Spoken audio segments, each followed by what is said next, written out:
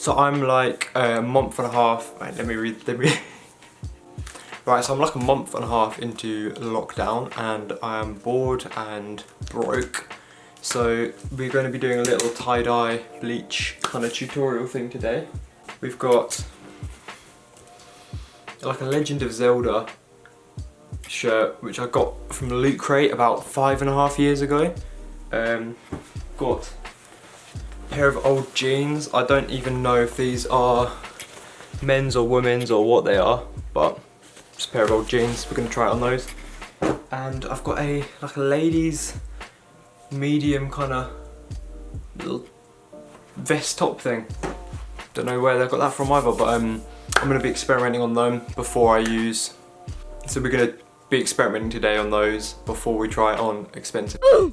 I've got like a Levi's kind of sweater thing. I might do it on today if that goes well. We'll see. And then if not, I've got a few like Champion hoodies and stuff like that.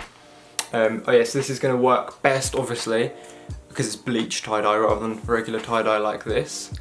It's going to work best on your blacks, browns, just dark colours in general, like a nice burgundy, anything like that really, like a dark sort of purple, burgundy, navy, anything like that look good on. Obviously you can do this with colours as well, you just want to do it on white or sort of light coloured things and just use dye instead of bleach, but I'll talk about that later. So let's go and do this. Damn boy, he's thick! So obviously you're going to need your bleach, a spray bottle, rubber bands and like a glove and mask kind of combo. So make sure you pop them on to protect you from the coronavirus as well as the bleach. So what I've done here is just added a few millilitres of bleach and then topped the rest up with water, so it's about a 50-50 ratio. So to do the spiral pattern, you're going to want to grab the centre of the top and sort of just swirl it into a little ball. And then as you can see, attach rubber bands to secure it in place. This is for a sort of a spiral effect.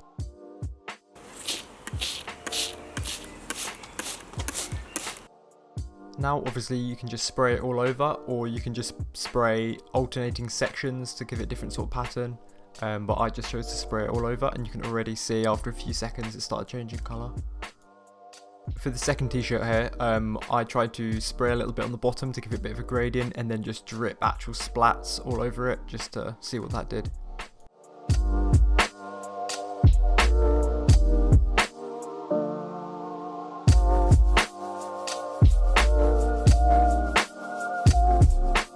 With the jeans, I just rubber banded it up as you saw in the first one, but actually once I'd sprayed it initially I did stretch them out and sort of drip a little bit more over them because I didn't think they really got much coverage to begin with. It started raining at this point, so I kind of had to give up on them, but they turned out alright in the end.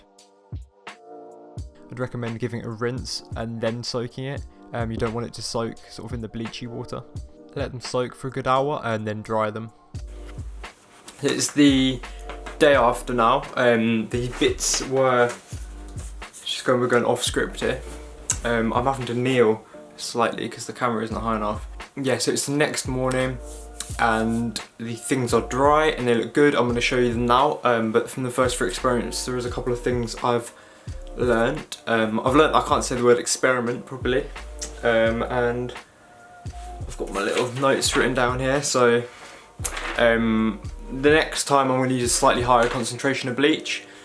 Yesterday I did about 50-50 and I think I need to do about 60-40 bleach. I've seen some people just use pure bleach, which kind of ruins it, makes it go a little bit too pale. If you want it slightly orangey, an actual bleach colour, I'd say don't go above 60-40 bleach to water. But yeah, obviously there's a lot of different factors, so when you do it, let me read my thing. So obviously the different factors are like how much bleach you put on it, the concentration of bleach, how long you leave the bleach on it, the original colour. 2 different black garments are going to be made of different dye. They're going to have different dye. So 2 black things, although they're both black, obviously there's different pigments composing the black dye. As you'll see with these things, so let's just show you what we've got. the Legend of Zelda t-shirt. Came out pretty well. As you can see, it's got, the splatters are quite noticeable. There's a little bit of sort of gradient on the back. I'll show you that bit as well. I think what I've learned from that is do the actual droplets bigger. The little actual individual drops don't look that cool. We've also got the lady's sort of vest thing. This turned out pretty well actually. The pattern looks nice on it. The colour's pretty good. What I would do with this one next time is, because as you can see, not very much of it's affected. Some people don't mind that. I would preferably next time curl it into the ball, not quite as tight, because obviously it was so tight, the surface area of what was getting dyed was smaller, so if I just don't bundle it as much, I just sort of crumple it, more of it's going to get dyed, which is what we'll do in the future. And finally the jeans, I think these turned out the best out of all of them personally. As you can see, the jeans look pretty cool. That's the back. The back turned out slightly better than the front, but oh no, the front's not bad. It's just hard to see on the camera by the looks of it, but the back's a little bit more. Yeah, I think that turned out pretty well, really. I mean, this one was the one I used sort of the least sophisticated technique for. I just sort of splattered it, and this one got rain on it and all sorts. So now today, we're gonna bleach this lovely Levi's sweatshirt I've got here. It's actually quite a nice sweatshirt. Oh, my light just fell off. Yeah, I bought this not with the intention of wearing it, but it does fit me quite well. But I'm gonna bleach it because it is just a little bit boring as it is. So I don't think too much can go wrong. I think it's only going to be more interesting. So we'll give that a go today. So I did pretty much everything the same as I did yesterday. I just did about a 60-40 bleach to water ratio instead. And I didn't bundle things up quite as tightly. And I couldn't be bothered to use the elastic bands this time either. But everything turned out better, I think.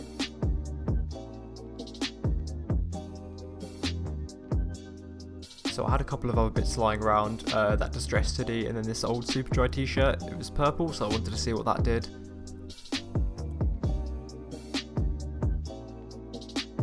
And with the Levi's sweatshirt, I didn't really want it to be a spiral, so I just sort of crumpled it roughly and then just went ahead and poured the bleach straight on instead of spraying it.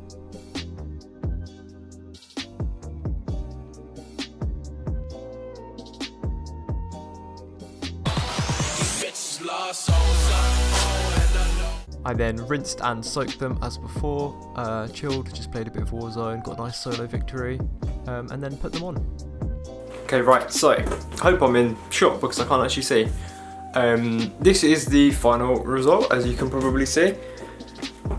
It looks pretty good, and I'm actually extremely happy with it. I'm probably going to take a couple of photos quick, maybe for the thumbnail, or just so you can actually see it a little bit better. I'm really happy with this.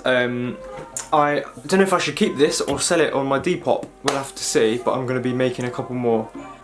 So I'm definitely going to be selling a couple on my Depop. I'll keep touching my hair because I need a haircut desperately. I've already had 2 quarantine lockdown haircuts because my barber's has been closed for like a month and a bit now. So you can see this is the super dry t-shirt. Oh, it's not really coming up on camera, but there's a little bit of a difference. I definitely don't regret it because it couldn't really have been any more boring, so it's given it a little bit more of an edge. Definitely sell one on my Depop if anyone will buy it.